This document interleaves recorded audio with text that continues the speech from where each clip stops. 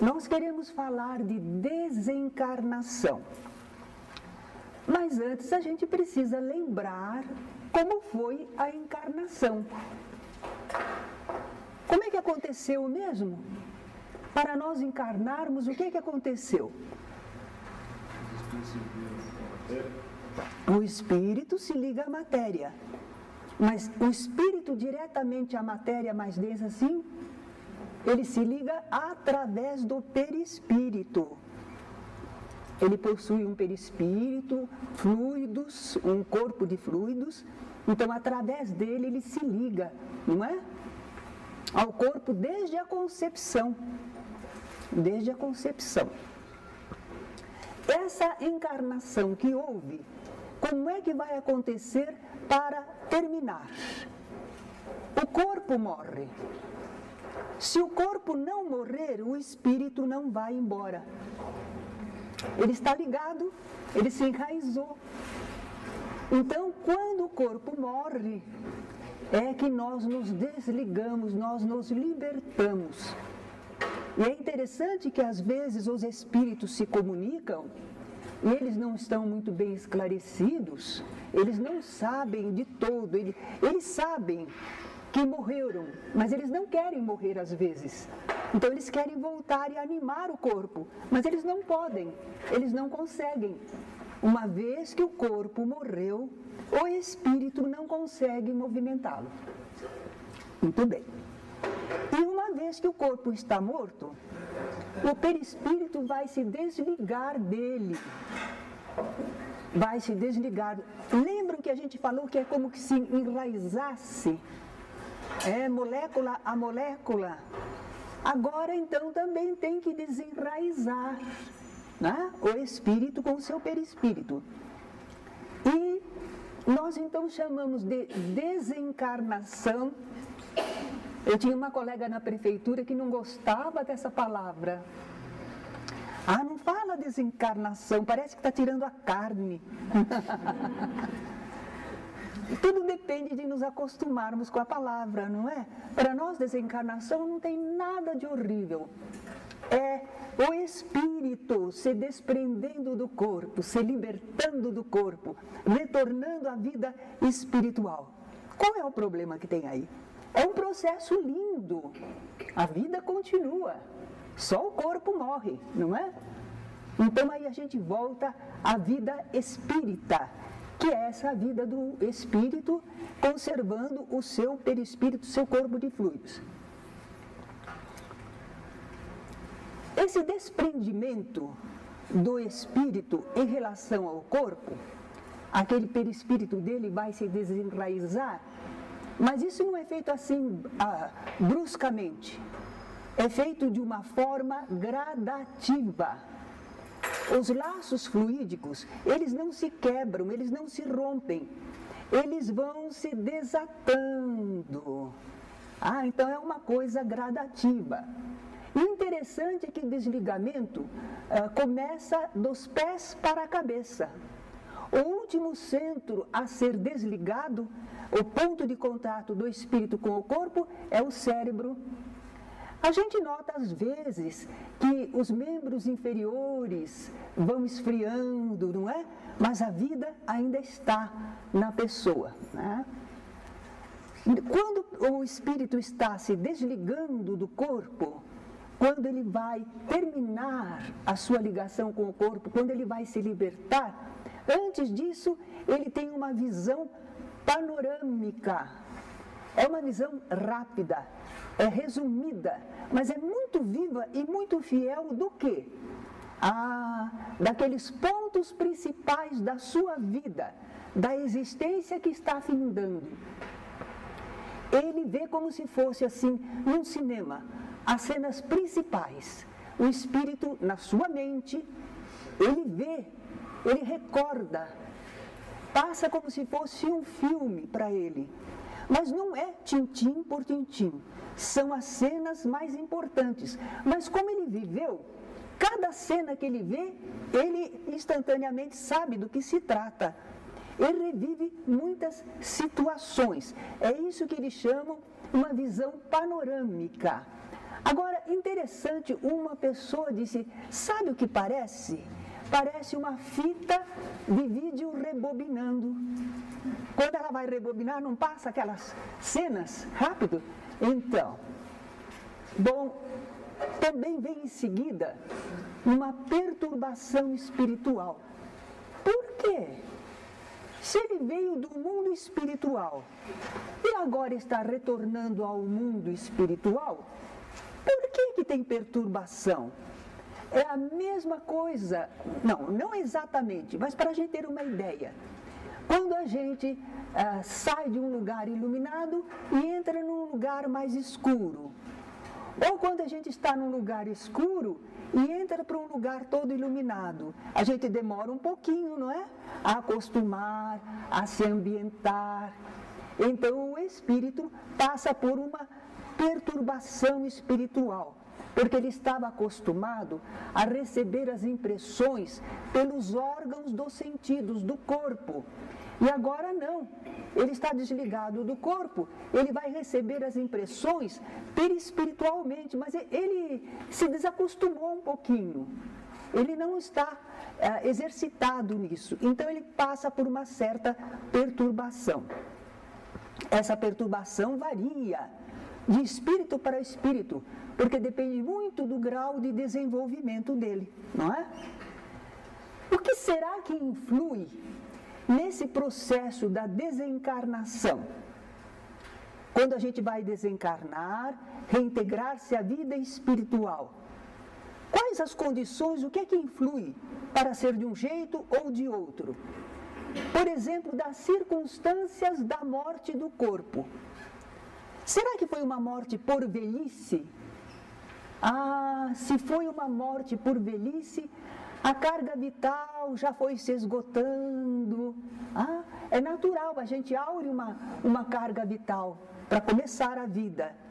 Essa carga vital se mantém com alimentação, com a luz solar, com o ambiente, mas acontece que vai se esgotando. Com o uso do corpo, ela vai se esgotando. O corpo, inclusive, não guarda mais, não assimila tanto, não é? Então, vai se desligando. Pouco a pouco, já está em processo de desligamento.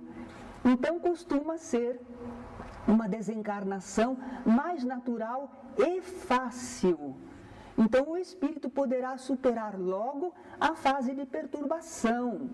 Bom, mas isso também depende, porque tem gente que tem idade e é apegada ao corpo, não é?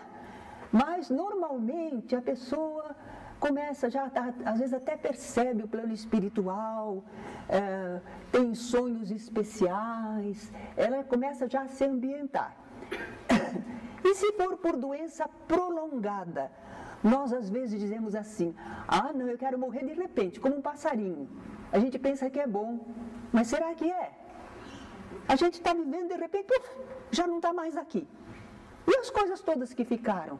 E as pessoas com quem a gente queria falar? Não é? Então, às vezes, uma doença prolongada, que a gente acha tão ruim, não é? Ela promove esse desligamento também, pouco a pouco, vai esgotando a vitalidade do corpo. E a pessoa, diante do corpo, que já está enfraquecendo, está doente, ele está percebendo que vai desencarnar, a pessoa se prepara psicologicamente para a desencarnação. Não é um susto, ela vai se ambientando. É nessa fase de doenças prolongadas também que algumas pessoas começam a enxergar parentes que já foram embora, pessoas que ela não sabia às vezes que estavam já desencarnadas, mas ela vê no ambiente. E os familiares nem sempre entendem e pensam que a pessoa está delirando, está tendo alucinação, mas nem sempre não. Às vezes ela está vendo mesmo os seres queridos que já estão do lado de lá, não é? Mortes repentinas, violentas, acidentes, desastres, assassinatos. Os laços perispirituais, eles são bruscamente desfeitos. isto pode acarretar para o espírito algum sofrimento e a perturbação até maior. Foi muito brusco. Porém, não é assim para todos. Por quê? Porque às vezes os nossos amigos espirituais, nossos anjos de guarda, nossos protetores, eles já sabiam do momento da dificuldade que iríamos passar, eles já estão por lá. Às vezes um ônibus sofre um acidente terrível, morrem várias pessoas dentro do ônibus, mas já havia socorro lá. O plano espiritual sabia e se organiza para recolher as pessoas. Mas para aquele que desencarnou bruscamente, ele às vezes se sente meio atordoado, não é? Isso ocorre também com os suicidas, porque como ele precipitou a desencarnação, ele forçou a desencarnação, o corpo estava cheio de vitalidade, não estava esgotado, então ele quer ir embora, mas ele ainda se sente preso ao corpo, a carga vital vai se esgotar ainda. E se ele se sente preso ao corpo, ele vai ter impressões dolorosas. Ele vai sentir-se acompanhando o corpo no sepultamento e assim por diante. Não é para todos os suicidas, mas para muitos deles isto acontece. Mas já há socorro espiritual também em favor dos suicidas. Justamente porque a gente sabe dessas dificuldades. E a misericórdia divina não vai deixar sem amparo, não é? Outra coisa que influi na desencarnação é o grau de evolução do espírito desencarnante. Isso é claro. Vale a pena a gente exercitar e desenvolver o seu eu espiritual, porque vai funcionar melhor para tudo. Uma pessoa espiritualizada, ela tem mais facilidade de desvencilhar-se do corpo físico. Por quê? Ora, ela já vinha cultivando as qualidades da alma, ela já orava, já meditava, estudava, pensava, vibrava. Esta pessoa não vivia só para o corpo material, ela vivia também espiritualmente. Agora, uma pessoa muito materialista, apegada aos sentidos, quer gozar a vida, gosta das sensações e cultiva as sensações, e aí o desprendimento é um pouco mais difícil, mais demorado. Porque, como é que dizia Jesus? Onde estiver o seu tesouro, aí estará seu coração. Você está apegado à matéria? Então é aí que está o seu interesse e a sua fixação. Fica mais difícil, mas acaba também se desligando. Então, o espírito evoluído, a perturbação nele é natural, menos demorada, menos sofrimento. Porque ele já estava habituado um tanto com a vida espiritual. Então, quando ele se sente assim, ele começa a perceber o plano espiritual, ele ora. Sempre que uma pessoa de fé se sente em dificuldade, qualquer dificuldade, ela ora. E nesse orar ela estabelece ligação com o plano espiritual superior, não é? Então, é mais fácil o desligamento para o espírito evoluído. Para o espírito pouco evoluído, apegado à matéria, ele às vezes pode passar por uma perturbação difícil, demorada. Ele pode sentir ansiedade, angústia. Não precisava tudo isso. Mas é como nós somos assim, não é? Temos um exame médico para fazer. E esse exame médico pode dizer que a gente vai ter uma doença. E a gente não dorme aqueles 3, 4, 5 dias até chegar o dia do exame. E depois que faz o exame, até o médico falar como é que está, não é? A gente sofre o que não precisava. Então, o espírito que não tem assim esse preparo, ele sofre muito porque ele se fixa em relação à matéria. E a situação dele, ele não está bem, mas ele não entende de vida espiritual. Ele nem sabe que tem amparo espiritual, que a vida continua. Ele está vivendo aquele problema e não sai dele, não é? Talvez que agora vocês me digam, então se a gente conhece espiritismo, Isso ajuda na nossa desencarnação.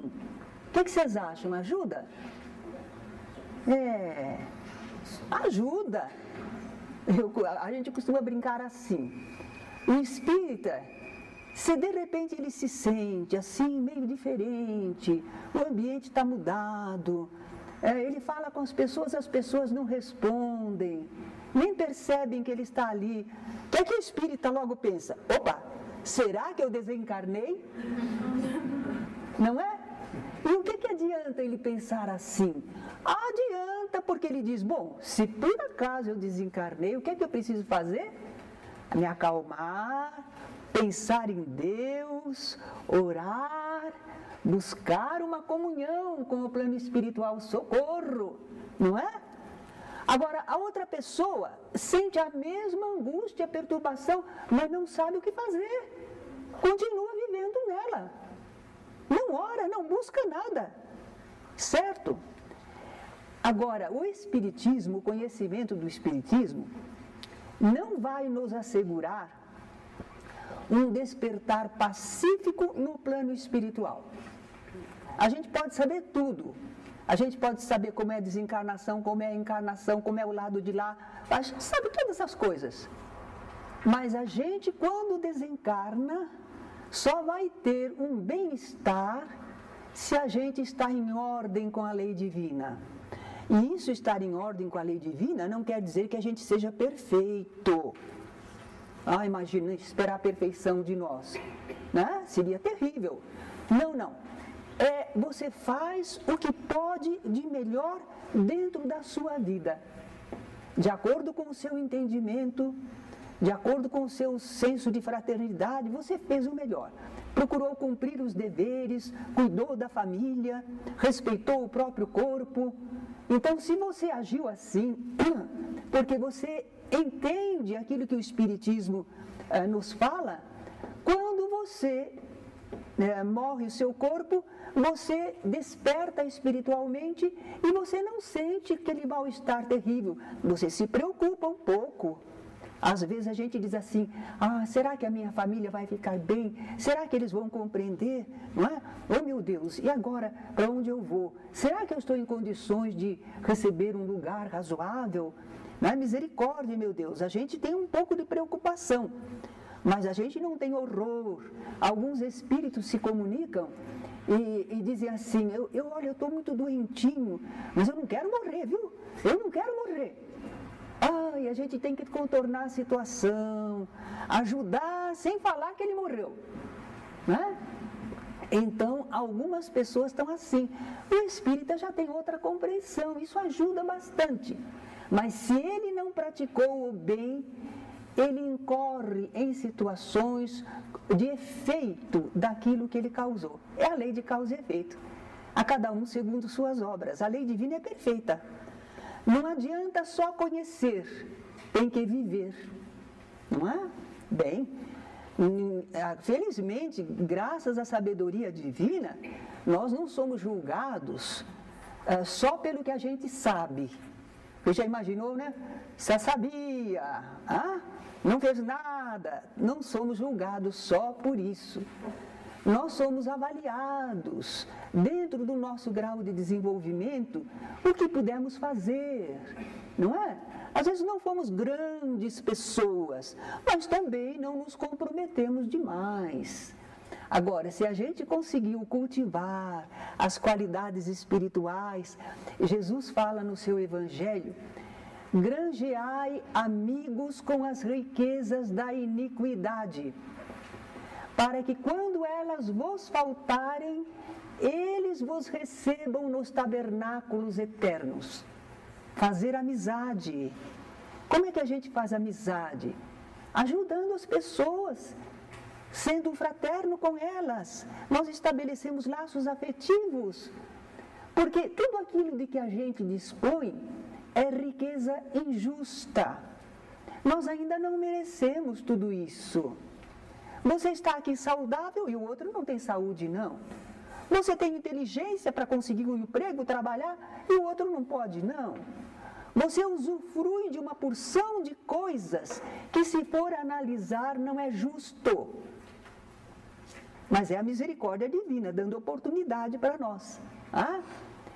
Então, se nós servirmos ao bem e fizermos as pessoas sentirem-se melhor, ajudamos a resolver problemas, abrimos caminho para elas, ou abrimos um sentimento, a amizade. Se nós fizermos isso, as pessoas são imortais como nós somos também. E quando nós desencarnamos, alguns já estão do lado de lá. E eles nos recebem nos tabernáculos eternos. O sentimento não morre. Nós teremos acolhida e ajuda. Jesus disse isso numa das suas parábolas, não é? Bem, estamos falando de ajuda, e essa ajuda espiritual, a bondade divina prevê e provê sempre aquilo que precisamos, em qualquer situação. Não precisamos duvidar. A misericórdia divina sempre está conosco, com todos. Mesmo aqueles que não são bons. Para nós eles são horríveis, para Deus eles são filhos. Certo? Então sempre a misericórdia divina está fazendo o melhor. Então por toda parte há bons espíritos, cumprindo os desígnios divinos. Olha lá a ideia do Espírito Santo, não é? Os bons espíritos, espíritos santos, estão por toda parte socorrendo a humanidade. Não tem ninguém que esteja totalmente desamparado. Sempre há amparo espiritual. Naturalmente que na nossa desencarnação também teremos ajuda. Por que na desencarnação não vai ter? Em tudo Deus nos ajuda, agora na desencarnação. Agora você fica aí. Não, também na desencarnação, não é? E uma dessas ajudas é exatamente isso. Familiares ou amigos desencarnados. Eles já estavam lá antes de nós, partiram antes. Então eles vêm para ajudar aquele que está desencarnando, deixando o corpo. Só a presença dele já é uma ajuda. Imagina, a gente está ali, né, naquela angústia, não se entendendo direito, não sabe o que vai acontecer, ai meu Deus, não é? E de repente você vê um rosto amigo, alguém acolhedor, você! Aí a gente já não tem medo de fazer a travessia. Não, com você eu vou, não é? Então, essas presenças amigas maravilhosas se fazem mesmo. Quando a gente dialoga com os espíritos, é uma das coisas que a gente falar. Às vezes ele vai falar, eles ainda não estão esclarecidos. Então, eles se sentem ainda em confusão. Mas quando a gente conversa com eles, vai ajudando a direcionar o pensamento, a se acalmar, às vezes até a orar, de repente eles dizem para nós, minha avó está aí, certo? Eles começam a enxergar pessoas queridas, que às vezes já estavam por perto, mas a pessoa não percebia. Quando ela se colocou numa certa posição mental, espiritual, ela começou a perceber essas presenças, não é? É um conforto, é uma alegria, dá uma confiança, dá calma para o espírito que está deixando o corpo e começando a vida espiritual. Ora, isso normalmente deve acontecer para todas as pessoas. Deus não escolhe para ajudar. Jesus falou isso também no Evangelho, né? Que a gente devia ser como nosso Pai Celestial, que faz que a chuva desça sobre bons e maus, e o sol se levante sobre justos e injustos. Deus não diz assim, aqui vai chover, porque esse pessoal é bom, precisa de chuva. Não, quando vem a chuva, vem para todo mundo. Quando vem o sol, vem para todo mundo. Então, essa ajuda aos desencarnantes é para todo mundo, regra geral. Mas acontece que quando a pessoa não está com a mente esclarecida, está emaranhado em problemas, coisas pessoais ou presenças adversárias, ele não percebe aquela ajuda espiritual. Ele não assimila aquela ajuda espiritual. Não é que faltou. Ele não tinha condições para perceber, não é? Então parece que ele ficou privado de assistência. Às vezes ele fica à mercê dos espíritos adversários inferiores. Milton Boechat, que foi um grande orador, certa vez ele começou uma palestra dele, citando do livro de André Luiz, um dos livros de André Luiz, uma cena em que uma pessoa está agonizante, um homem está lá agonizante. E ele tem uma vida meio desregrada. Ele tem lá os acompanhantes espirituais deles, não só os amigos encarnados, mas os espíritos com os quais ele se relacionava, não é? Porque é assim, nós relacionamos com espíritos bons ou maus conforme aquilo que vivemos e sentimos. Então, um Fernando estava lá agonizante. As janelas estavam fechadas, a casa toda fechada, estava lá um médico, né, procurando esclarecer a família, consolar, mas está muito perigoso o caso dele, né? E o Fernando então estava lá agonizante. Mas alguns espíritos que queriam se aproximar dele, eram amigos dele, mas era aquele tipo de espírito que ainda tem a sensação quase material. Então fecharam a janela, eles não podiam entrar. Era assim que eles se sentiam.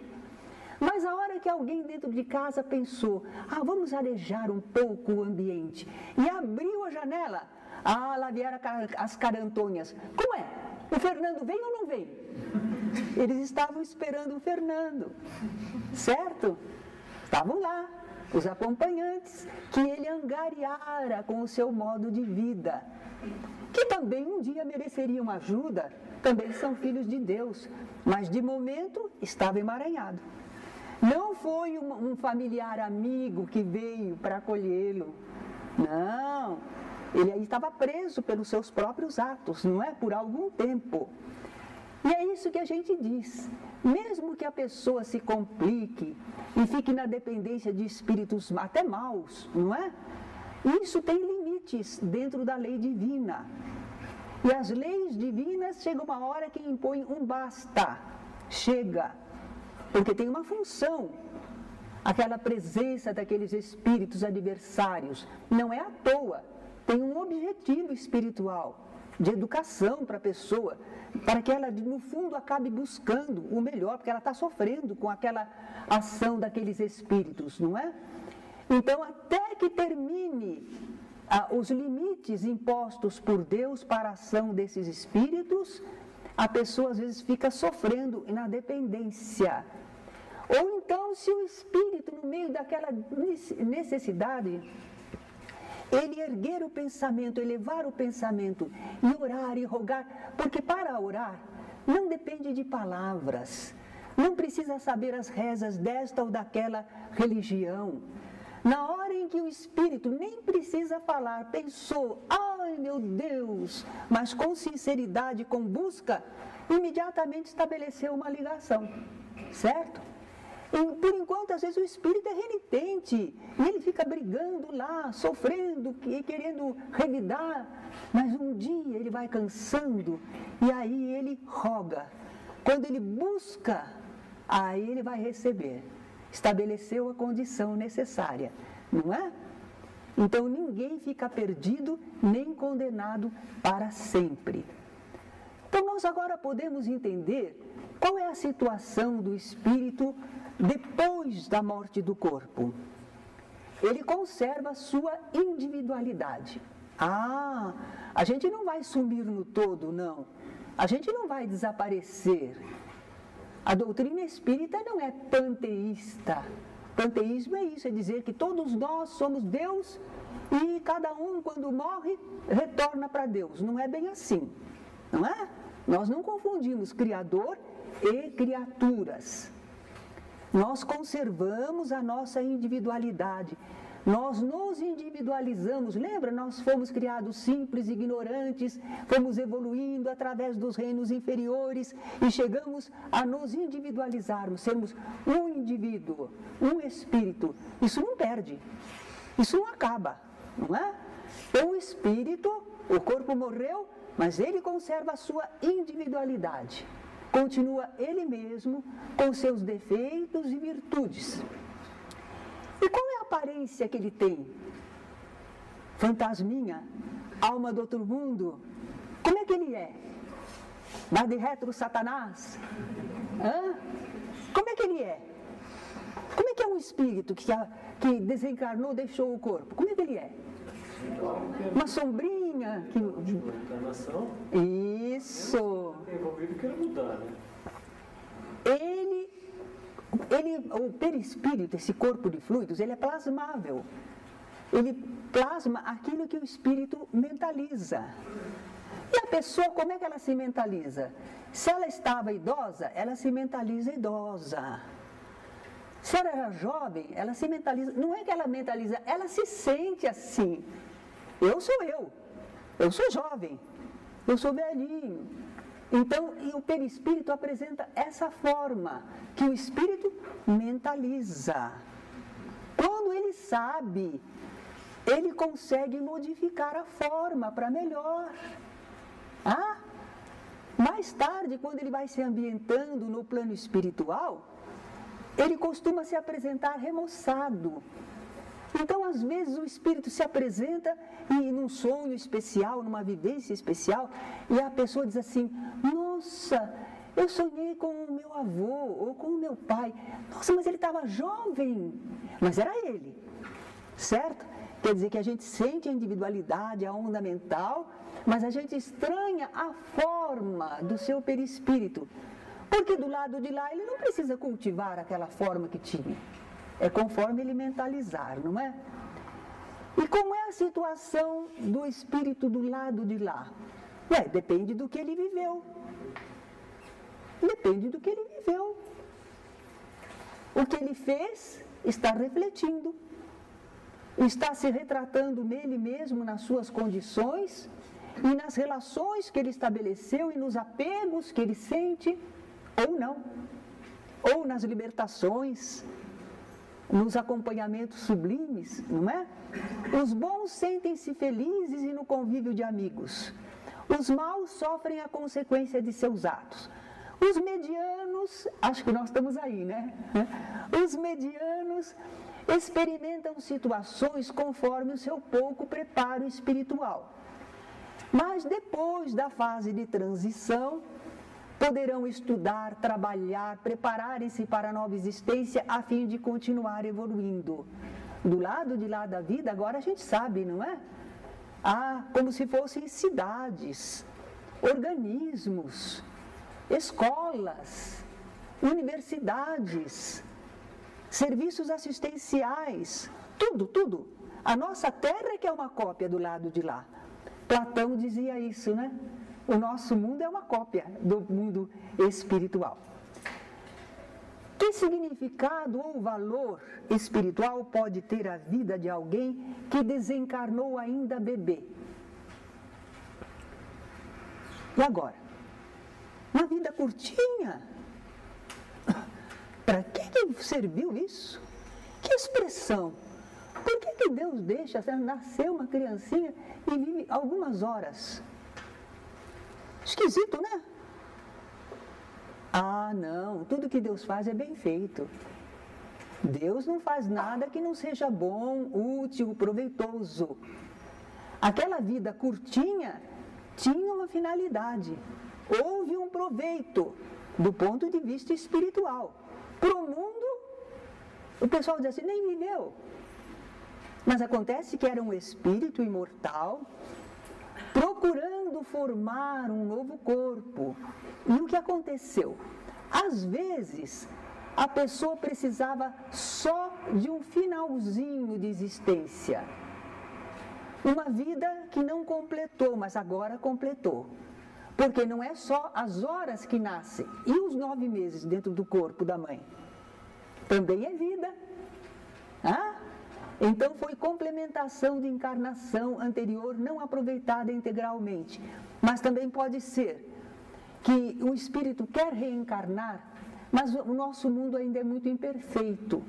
Então, às vezes, encontra obstáculos no organismo materno, que ainda não está em condições para aquela gestação, ou nas condições do ambiente, do meio ambiente. Ou o próprio reencarnante, no seu perispírito, ele traz um desajuste. Então, ele conseguiu chegar até formar o corpo, mas ele não conseguiu perdurar. Isto tem um sentido.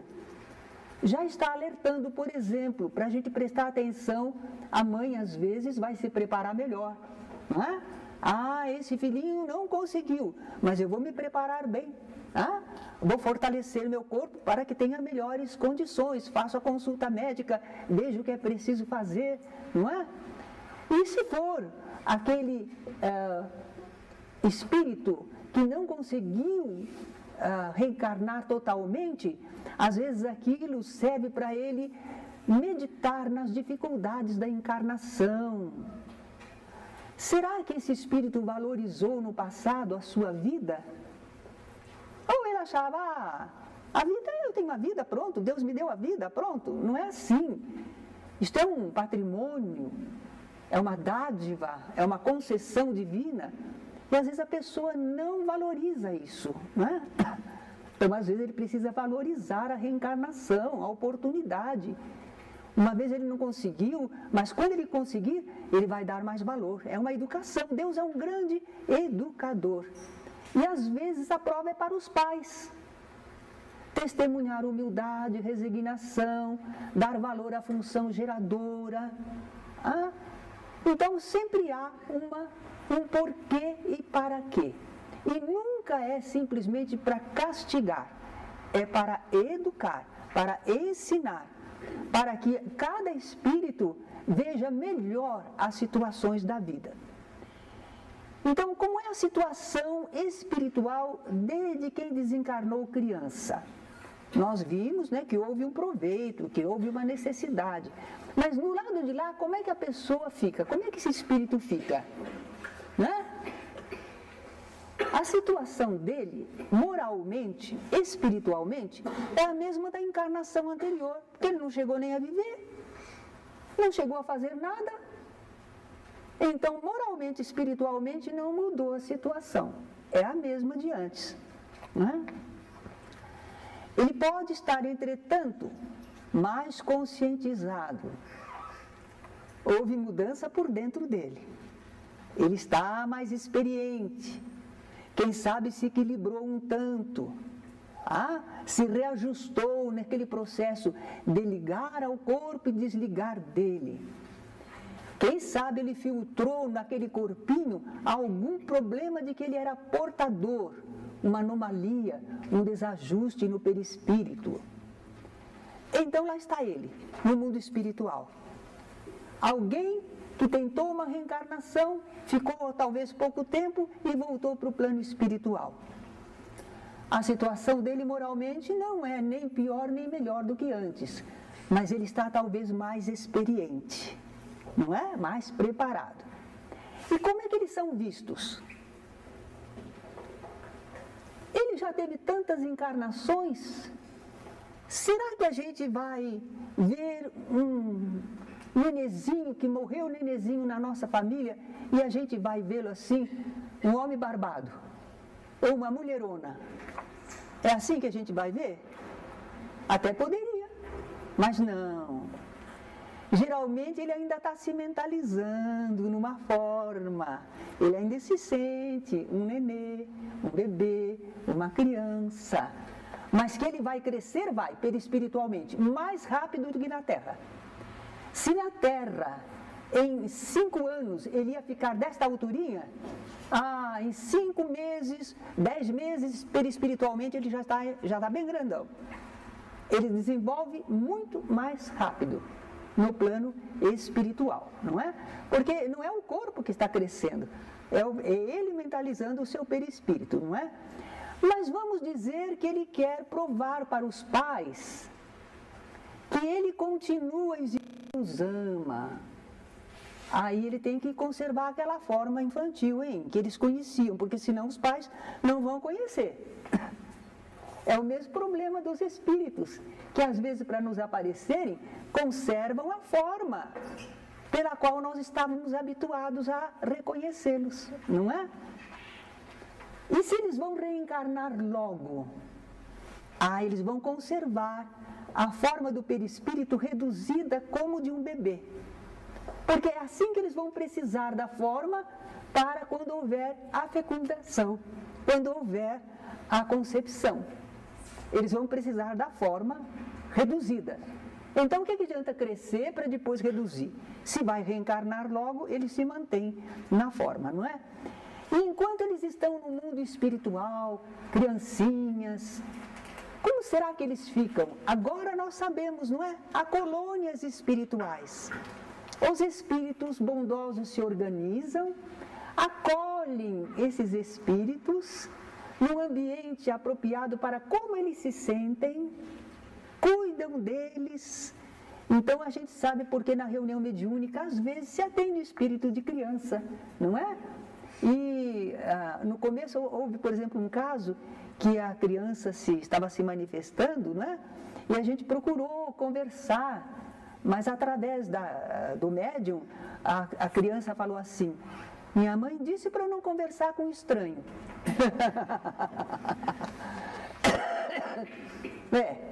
Ele não conhece a gente, não é? Ele está num lugar, não sabe por quê. Ele não está esclarecido ainda. Ele se sente uma criança e está agindo daquela maneira. Aí a gente conversa: mas não, sua mãezinha que pediu para mim, para eu vir olhar você, para você não ficar aí abandonada. Às vezes a gente fala na mãe, ele diz: quero minha mãe, mas eu quero minha mãe. Precisa calma para conversar, para acalmar, não é? Não, você já vai ver sua mãezinha. Agora ela está ocupada, mas nós vamos cuidar de você, depois ela vem para ver você.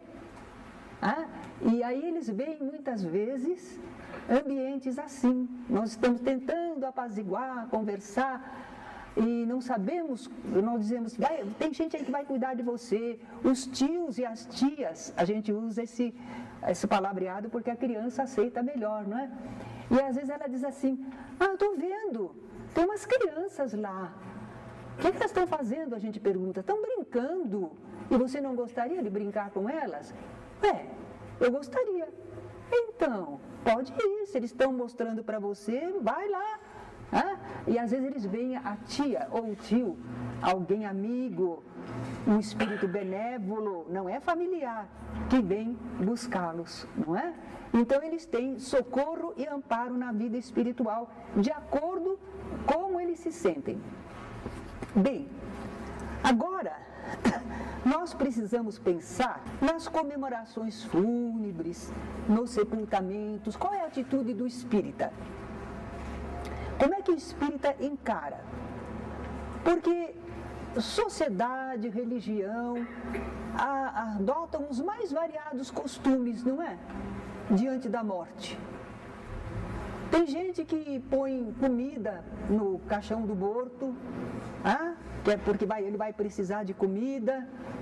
Outros acham que não, põe só as flores. Muita gente se desespera. Nós espíritas estamos aprendendo assim, respeitar os procedimentos dessas pessoas. É o que eles entendem. E eles estão sofrendo e querem fazer o bem para os seus entes queridos que desencarnaram. Respeito, não é? Mas nós não vamos aceitando fazer o que eles fazem também, se não tiver um significado espiritual. Então, nós vamos entender o que está acontecendo ali. No velório, o espírita procura não se desesperar. A gente sabe que tudo que Deus faz é bem feito. Não, mas foi aquele bandido que matou o meu marido. Não foi acaso, não. Aí havia ligações ou necessidades espirituais. Não, mas o médico errou, o diagnóstico não estava certo. Não, porque os meus familiares não cuidaram do meu paizinho, senão ele ainda estava aqui. Nada dessas coisas.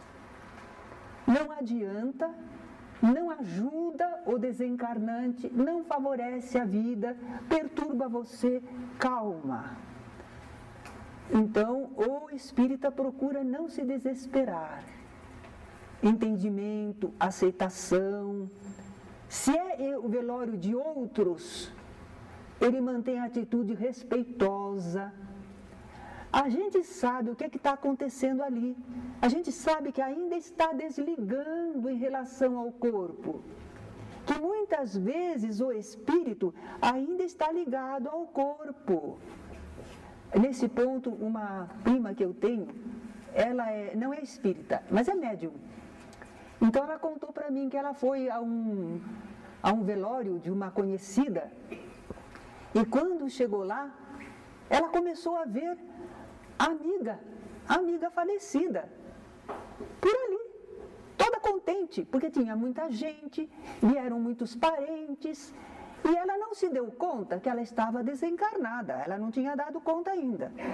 Então ela estava contente, porque tinha muita gente conhecida e amiga, e ela ia para cá, ela ia para lá, toda feliz, toda contente.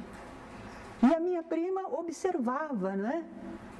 Não procurou falar com ela, observava o comportamento diferente daquele espírito, não é? Se afastou do caixão, mas não deu conta que estava desencarnada. Chegaram aí os amigos espirituais, como se fosse um médico com um enfermeiro e uma maca. E pediram para ela que deitasse na maca, né? Ela disse, mas eu já estou tão bem, eu sarei. Por que eu preciso deitar na maca? Eles foram muito diplomáticos. Sabe o que é? Falta uma dose do seu remédio. Então nós queremos levar você para o hospital para tomar a última dose do remédio. Pronto, é só isso.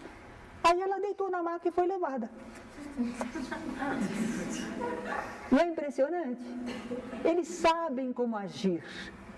Eles não violentam, eles não forçam, eles sabem como agir. São fraternos, inteligentes, os que estão socorrendo as pessoas, né? Então, nos velórios, a gente sabe que muitos dos desencarnantes estão em fase delicada de desprendimento do corpo, de transformação da existência. Então, a gente respeita. A gente não fica contando piadinha, não. Eu sei que o pessoal faz isso para suavizar o ambiente, não é por maldade. Mas eles não sabem o que está acontecendo. E nós sabemos. E nós não podemos ficar ali contando piadinha. Certo? Nós estamos pensando no desencarnante. Ele precisa de um ambiente sereno, de um pensamento amigo, de oração, não é? Agora, não usamos vela, coroas, flores. O espírito não precisa disso, não é?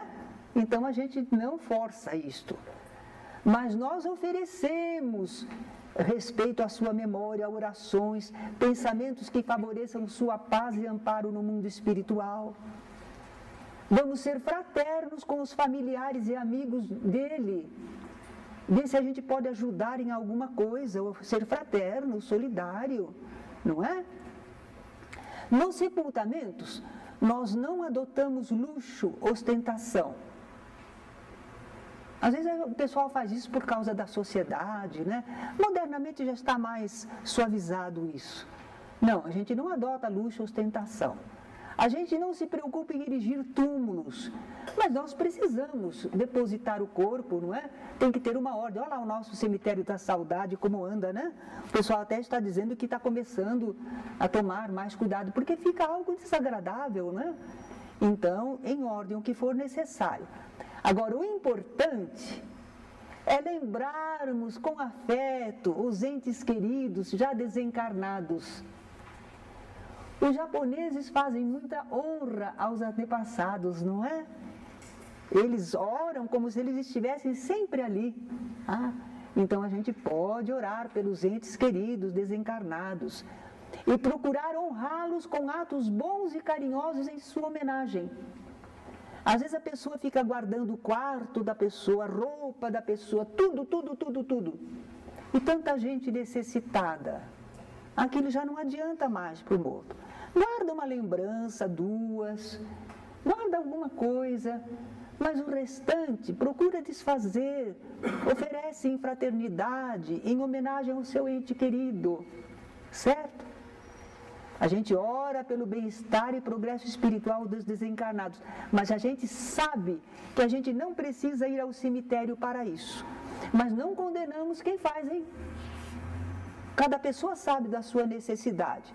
Nós temos uma grande companheira espírita, que quando aconteceu a desencarnação do pai dela, ela sentia uma necessidade de ir ao cemitério, ao túmulo do pai. Eu não sei. De repente ela sentia que o pai ainda estava preso lá.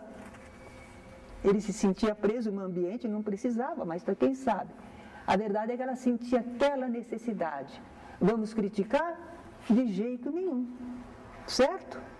Vamos respeitar. Agora falta falar, sabe do quê? Cremação de cadáveres e transplante de órgãos, porque está relacionado com a desencarnação. Algumas pessoas pensam assim, ai, não, doar o corpo da gente, cremar o corpo, ai, não. Depende de entendimento. O que é o corpo? Ele não é um ser. Ele é uma veste.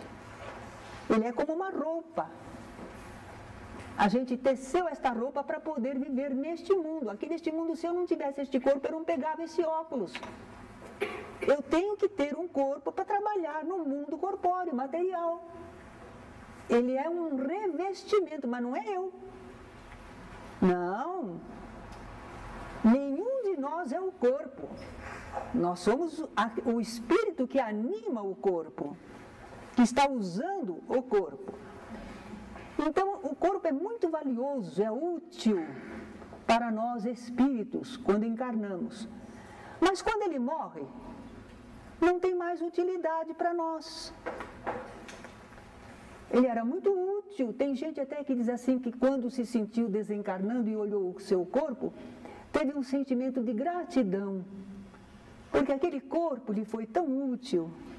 Através dele nós vivemos, trabalhamos, realizamos, tivemos família.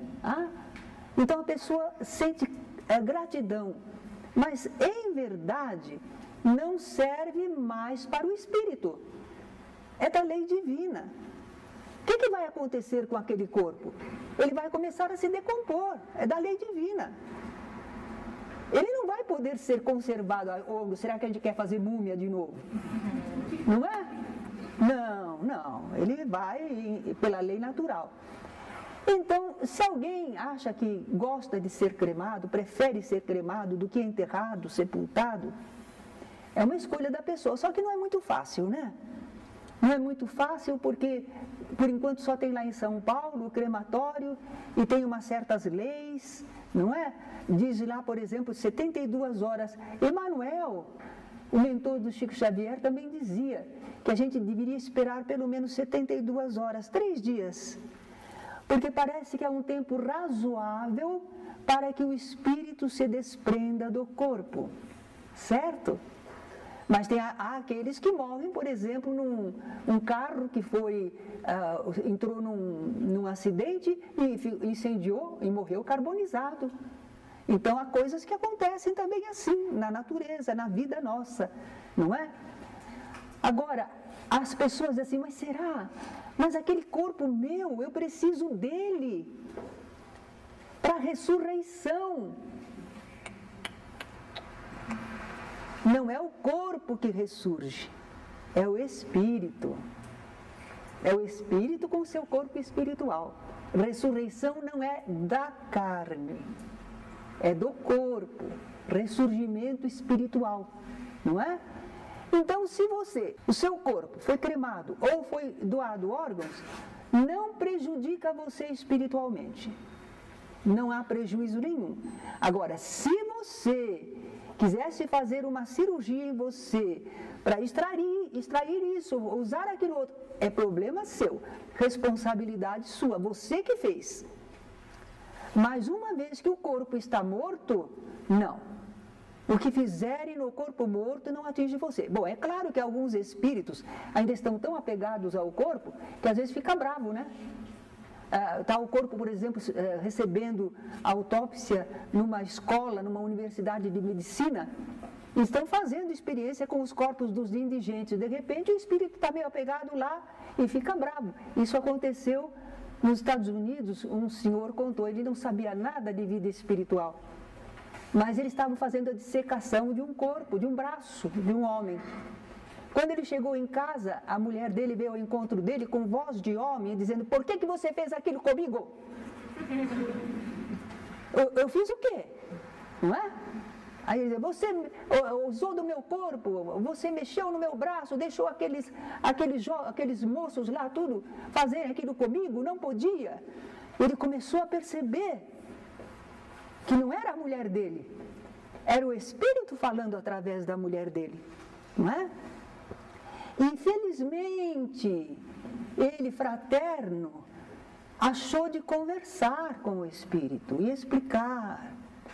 Olha, e aí ele explicou por quê, que era para os alunos aprenderem, poderem curar pessoas, que aquele corpo já estava morto, por isso, que não era falta de respeito. Conversou com o Espírito se acalmou e foi encaminhado. Ele não era nem espírita, hein? Mas ele se defrontou com a realidade ali. Então pode acontecer isto, não é? De um espírito ficar ainda preso. Mas sabe como é? Afinal de contas, uma pessoa encarnada doa órgãos e ela ainda está viva. Ela doa um rim para ajudar um irmão. Não é? Ela doa alguma coisa de si para ajudar alguém. Então, por que a gente não poderia doar órgãos quando o nosso corpo já morreu, não serve mais para nós? E não vamos sofrer se eles forem retirados do corpo morto. Nós não temos mais ligação com ele, não é? Só se a gente ficar pensando: olha lá meu corpo, estão mexendo no meu corpo. Aí o que você está sentindo é o que você mentalizou, certo? Então nós aprendemos, só que o que acontece é que é preciso conscientizar as pessoas, esclarecê-las, prepará-las para que doem. Porque se não há esse preparo, às vezes não há mesmo compreensão. Né? Você tem que estar entendendo e sentindo e achando: realmente eu não vou precisar, por isso é que eu vou doar. O único problema é a criatura humana, que é muito falha, imperfeita, e a gente sabe que tem pessoas que pagam fortunas por um órgão. E aí, de repente, alguém quer matar a gente porque a gente tem a doação, não é? Para usar o nosso órgão. Então, vocês vejam que o problema não é da doação. Ela é normal, ela é permitida, não serve para nós, mas vai servir para outra pessoa. Nós estamos com uma roupa lá no armário. Quando nós éramos magrinhos, agora nós crescemos e engordamos. Não serve mais. E está lá a roupa. Não faz mal nenhum da gente dar para alguém, não é? Então, no caso, o corpo está morto, não serve mais para nós, mas pode ser útil para outros, ajudar a viver. Um chefe de família, uma mãe de filhos, um filho querido que está morrendo, não é? Então, a gente tem que se esclarecer a respeito, que o corpo não tem toda essa importância que a gente pensa, não é ele que vai viver no mundo espiritual. O apóstolo Paulo disse: a carne e o sangue não herdam o reino dos céus. Carne e sangue é coisa de matéria, não vai para o plano espiritual. No plano espiritual só tem coisa espiritual. Quem vai para o plano espiritual é o espírito. O corpo não vai jamais, certo? Não é ele que ressurge e vai viver eternamente. Absolutamente não é isso. Então, eu creio que a respeito de desencarnação, nós espíritas temos nessa doutrina maravilhosa, nos ensinos dos espíritos, condições para nós nos libertarmos um tanto do pavor da morte, da nossa, assim, não estarmos com a nossa inconformação quando a morte chega. Tem uma poesiazinha divertida de um companheiro espiritual que ele diz assim, que quando a morte chega faz alarido em casa. é uma gritaria, é um não sei o quê. Ah? Não, é um fenômeno, faz parte da nossa vida. Eu sei que nem sempre é fácil, mas nós devemos estar compreendendo. Quando chegar a esse momento, primeira coisa, para um pouco, lembra de Deus, confia na sabedoria, na bondade de Deus, coloca seu coração com Deus e vai fazer o que você puder, pacificando a família, respeitando a desencarnação daquela pessoa, não é? Mas sem estarmos blasfemando, reclamando de Deus, diante de um fenômeno normal que acontece a todo mundo, porque ninguém fica para semente mesmo. Ah? Que Deus nos abençoe e que nós sejamos capazes de ter outra visão diante da desencarnação.